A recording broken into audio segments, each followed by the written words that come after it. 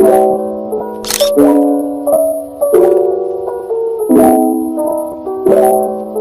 teman-teman, saya Victoria Liliana Melan, mahasiswa Fakultas Kesehatan Masyarakat, Universitas Nusa Tenggara Kupang.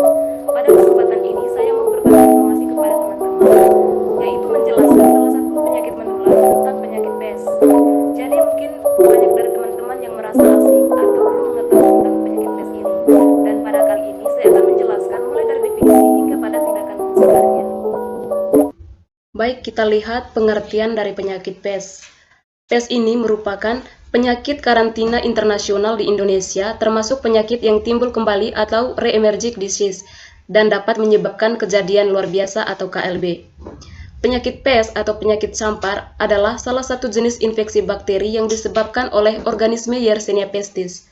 Organisme ini dapat ditularkan ke manusia yang digigit oleh kutu yang telah sebelumnya hinggap pada binatang. Hewan pengerat yang sering terjangkit PES adalah tikus.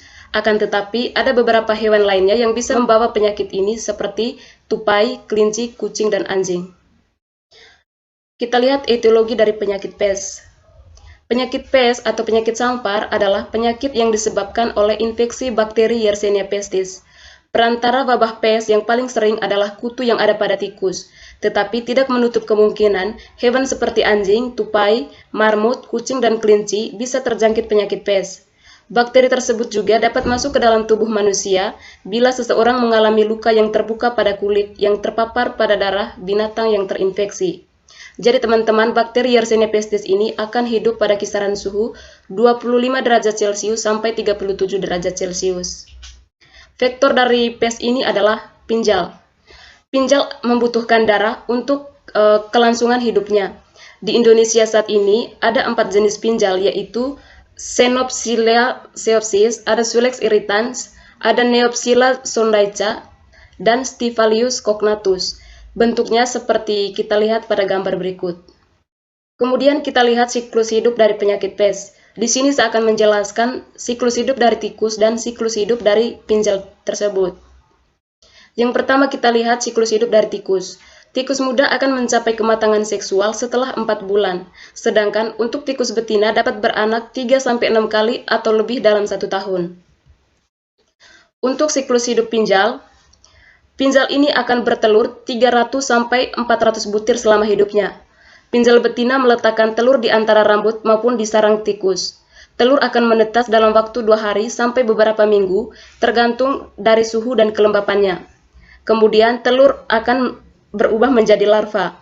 Larva-larva akan hidup dari segala macam sisa-sisa organik dan mengalami 3 kali pergantian kulit, kemudian berubah menjadi pupa.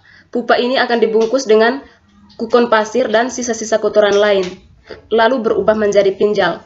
Dalam waktu 24 jam, pinjal sudah mulai menggigit dan bisa menghisap darah. Adapun klasifikasi serta tanda dan gejala dari penyakit pes. Penyakit pes ini dapat dibagi menjadi 3 jenis utama, yaitu ada bubonik, septikemik, dan pneumonik, bergantung dari bagian tubuh yang terlibat, serta tanda dan gejalanya pula tergantung dari jenis pes yang terjadi. Yang pertama, pes tipe bubonik plague.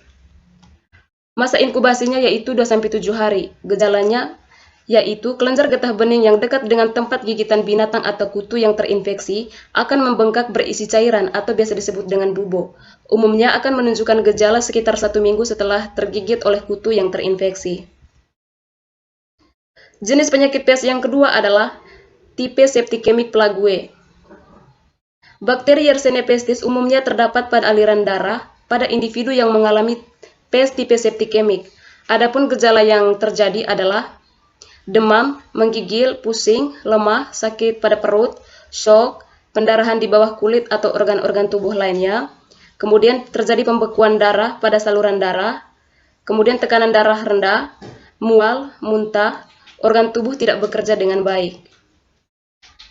Jenis penyakit pes ketiga adalah pes tipe pneumonik plague. Pes tipe pneumonik akan menjangkit paru-paru. Meskipun pes tipe pneumonik adalah pes yang paling jarang terjadi, tetapi pes ini adalah pes yang paling berbahaya. Masa inkubasinya 1-3 hari. Tipe ini umumnya diawali dengan gejala-gejala badan lemas, sakit kepala, vomitus, febris, dan frustasi. Adapun patofisiologi dari penyakit pes. Bakteri Yersinia pestis ini masuk tubuh manusia melalui gigitan pinjal yang kemudian mengikuti aliran getah bening dan selanjutnya menyebar melalui sirkulasi darah. Bakteri berbentuk batang dengan ukuran 1,5 sampai 2 kali 0,5 sampai 0,7 mikron yang bersifat bipolar, non-motil atau tidak bergerak, dan non-sporing atau tidak berspora. Di kelenjar getah bening regional akan timbul reaksi inflamasi dan supurasi, dikelilingi daerah yang mengalami edema hemoragik atau biasa disebut dengan bubo. Pada kulit tempat gigitan pinjal dapat timbul papula, pustula, karbunkel atau tidak menunjukkan reaksi jaringan setempat sama sekali. Penyebarannya di daerah kulit dapat menimbulkan petekie, vaskulitis, dan pendarahan yang disebabkan oleh trombositopenia. Berikut kita lihat data epidemiologi dari penyakit pes.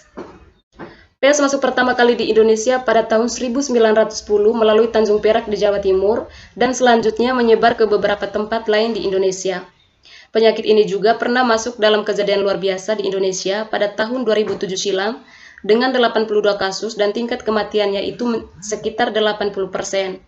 Beberapa daerah yang memerlukan pengamatan intensif yaitu di Kabupaten Pasuruan, Jawa Timur, di Kabupaten Sleman di DI Yogyakarta, di Kabupaten Boyolali, Jawa Tengah, dan Kabupaten Ciwidey di Jawa Barat. Adapun faktor risiko dari penyakit pes. Yang pertama yaitu tempat tinggal. Kasus penyakit pes lebih banyak terjadi di negara-negara berkembang yang berada di kawasan Asia dan Afrika. Hal ini didukung dengan fakta bahwa negara-negara tersebut belum memiliki sistem sanitasi yang baik. Kemudian faktor yang kedua adalah faktor pekerjaan. Dokter hewan dan pekerja kebun binatang itu memiliki risiko yang cukup tinggi terinfeksi penyakit pes. Hal ini karena mereka sering berinteraksi atau melakukan kontak langsung dengan hewan. Kemudian yang ketiga adalah bepergian ke daerah yang pernah terjadi penyakit pes. Untuk cara penularan dari penyakit pes dapat dibagi menjadi tiga, yaitu penularan secara eksidental seperti orang-orang pekerja hutan, rekreasi, kemudian orang yang melakukan camping yang digigit tikus di hutan.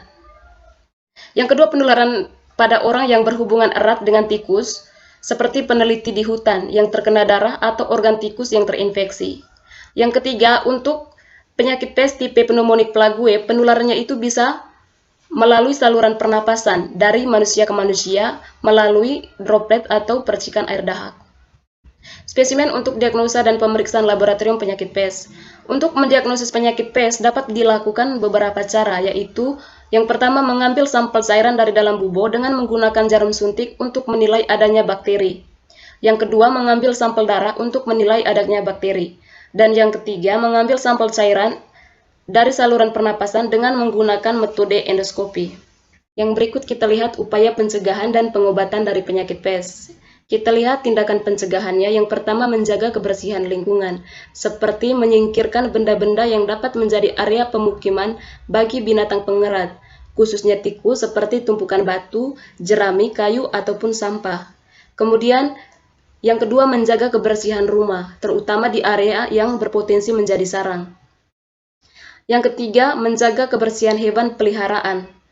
Pastikan hewan peliharaan bebas dari kutu karena hewan peliharaan juga sangat mungkin menjadi perantara penyakit pes. Yang ketiga, menggunakan sarung tangan saat berhadapan dengan hewan. Tujuannya agar kulit terhindar dari kotoran hewan yang banyak mengandung bakteri penyebab penyakit. Untuk tindakan pengendaliannya, yang pertama kita bisa menggunakan obat pembasmi serangga untuk membasmi pinjal. Yang kedua, melakukan pemeriksaan fisik apabila sudah menimbulkan gejala terinfeksi bakteri Yersinia pestis.